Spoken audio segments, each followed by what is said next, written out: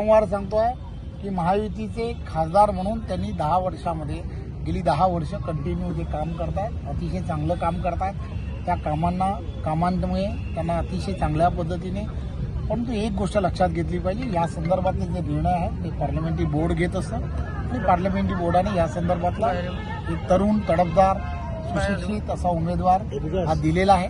राजेंद्र गावितजी हे पोटनिवडणुकीच्या वेळेला ज्यावेळेला भारतीय जनता पार्टीतून निवडणूक लढले, त्यानंतरच्या काळामध्ये महायुती म्हणून निवडणूक लढले, तेव्हा आम्ही सर्व कार्यकर्ते, सावरा साहेब असतील, त्यावेळेला हेमंत सावरा असतील किंवा इथे असणारे आम्ही सर्व कार्यकर्ते एकत्रपणे त्यांच्या प्रचारामध्ये मुसंडी मारली आणि त्यावेळेच्या काळामध्ये त्यांना विजयश्री संपादन करून दिली.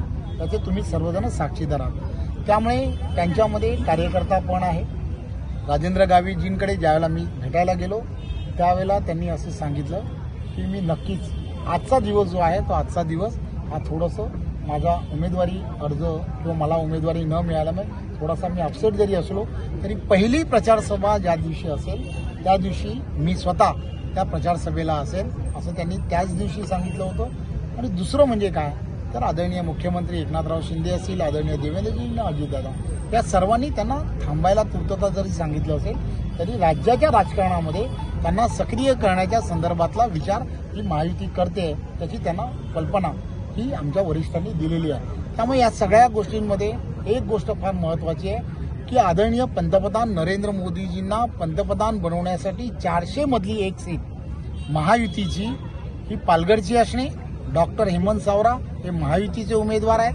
त्यामुळे शिवसेना, भारतीय जनता पार्टी, राष्ट्रवादी, महाराष्ट्र नवनिर्माण सेना आणि रिपाई असेल, श्रमजीवी संघटना असतील, हे सर्व कार्यकर्ते तुम्ही पाहताय की हे अतिशय जोमाने आदरणीय पंतप्रधान नरेंद्र मोदीजींना पंतप्रधान करण्यासाठी जुटलेले आहेत.